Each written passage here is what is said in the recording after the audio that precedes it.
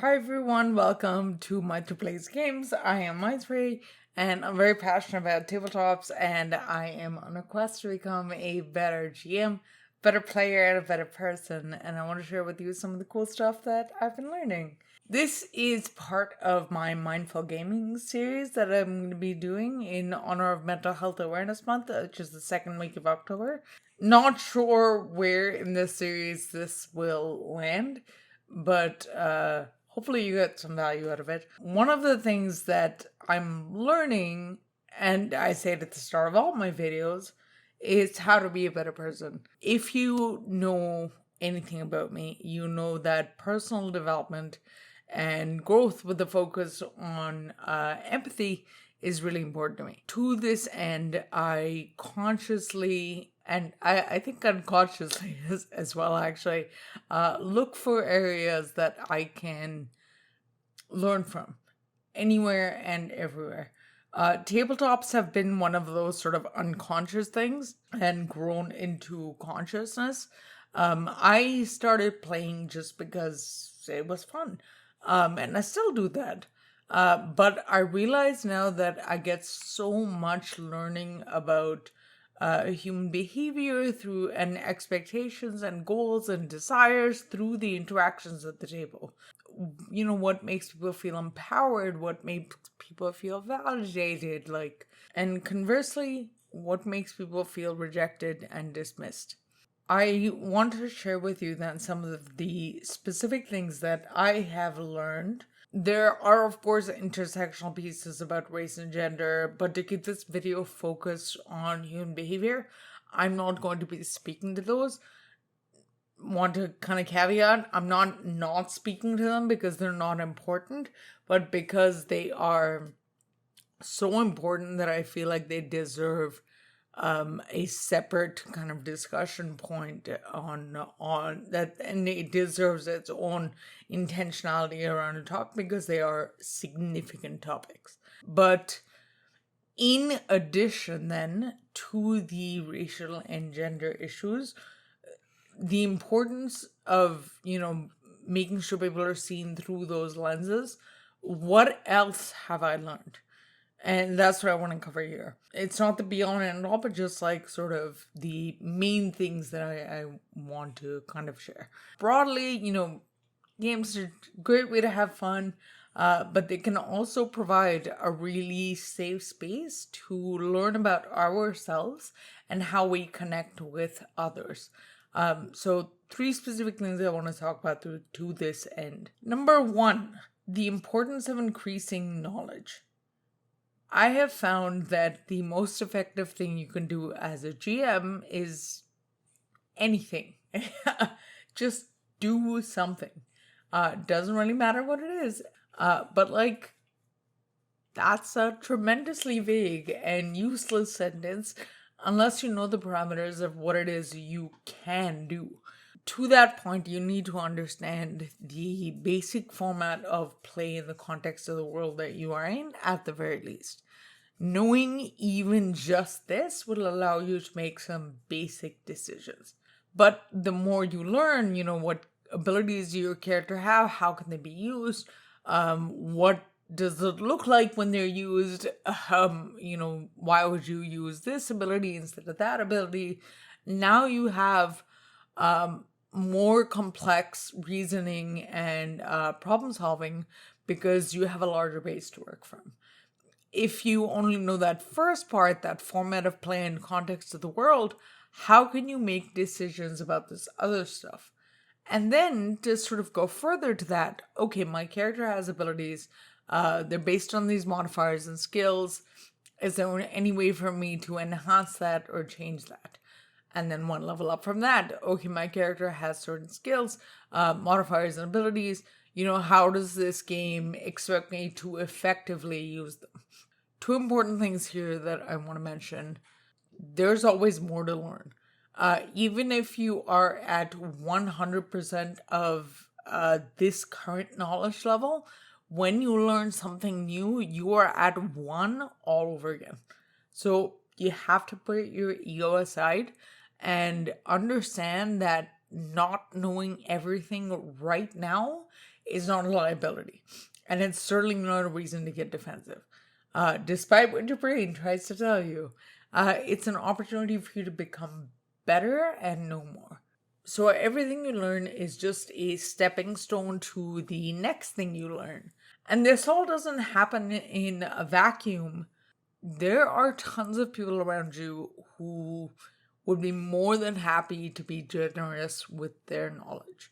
Maybe you've had a bad experience with someone, seeking information from them, but I promise they are the exception, not the rule.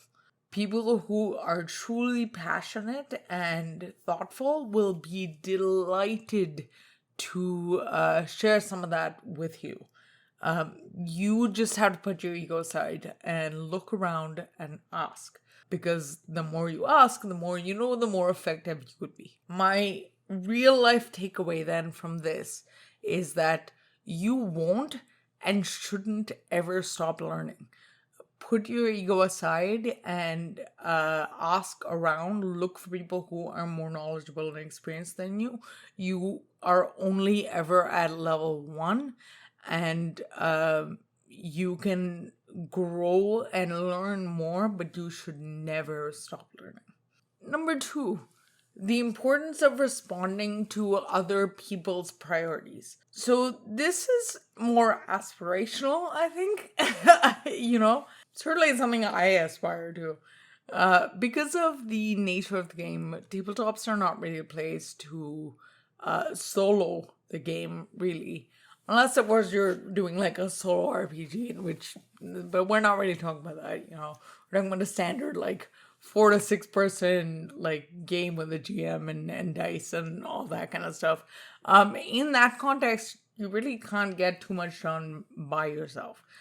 You have to work with the other people at the table in some capacity. So even in more traditionally approached games, where the idea is not really the narrative, but, getting through a dungeon together or whatever, best way to be successful is to make sure everybody is able to do their things most effectively. In narrative-heavy games, you look for ways to draw the other people into your story or involve yourself in theirs. Most games, which are a mix of both, you're doing both. And probably not every player is doing this, but GMs and players, when you think about truly fantastic players at the table, like they are the ones that are constantly enabling success for the other players at the table, either through RP or strategic combat decisions or both. And as you are understanding their priorities and goals, you are also understanding their perspective and where they're coming from. You are actively understanding and responding to other characters' goals, expectations, flaws, while at the same time making sure they have space to have their own experiences and tell their own story. This can mean a lot of things, and if you are, the more you play and the more sort of used to play you are with different kinds of people and different kinds of games and that kind of thing, you will kind of be able to figure out what this means at the table, like what kind of player is most effective for whatever group you're in. It could, mean being a foil for them to play off of. It could be giving them like a really meaty and hefty RP scene. It could just be being quiet and average to balance out a group of badasses. You'll know what's right once you understand their perspective. That's empathy and compassion. And the thing is that learning about this in games specifically allows you the ability to practice. Practice understanding characters' drives, practice prioritizing other characters' goals, practice so you can train yourself in a low-stakes environment from which you can kind of take your learnings into the world.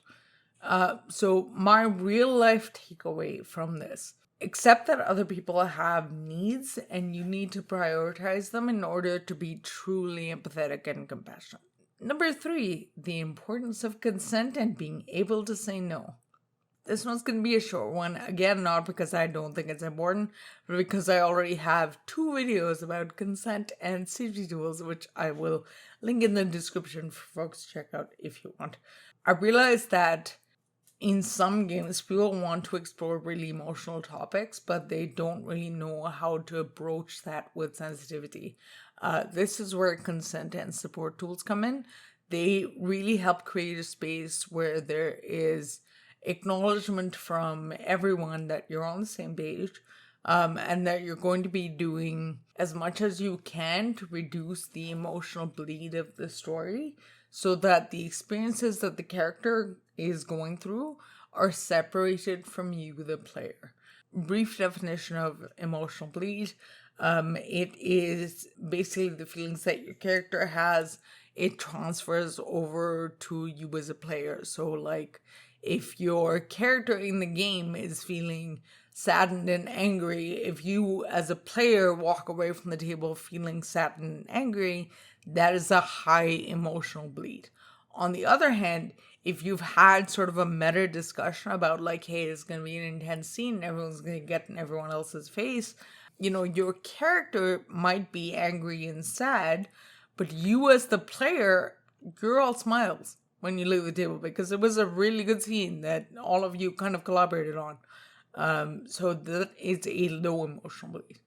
Going back to the importance of consent and support tools, though, having support tools in place lets everyone know that they're not the only ones with boundaries or things they don't want to play. You know, everyone has boundaries. They are not the only one. It's okay to have lines. I have found this incredibly important in online play, especially because it's harder to read body language, facial cues, really any other indicators of discomfort and stress that you would typically look for. Creating an environment where there is a consistent priority placed on safety and security and feeling secure, for your players to feel secure, that can mean a lot. And it can go a very long way for some people. Certainly goes a long way for me. And I've said this before, but somewhat paradoxically, the easier it is for someone to say no, the more comfortable they'll feel expanding their boundaries with you because they trust you to keep their security and sense of integrity whole, even through difficult things. Creating this kind of environment can lead to some incredible roleplay and gameplay. So my real life takeaway from this is that the sense of security that people feel in an environment is often the most important thing in any space. And enabling that for them can lead to some pretty incredible things in terms of performance and output. Seeking consent is a really good way to enable that. It's not the only way, but it is a good way. So that's what I wanted to cover today. There are other things, of course, but like these are the things I really wanted to cover and try to keep it succinct to the things I learn in tabletops that I use extensively in real life. So yeah, that's all I have. Thank you so much for watching. Come see me again soon. Bye.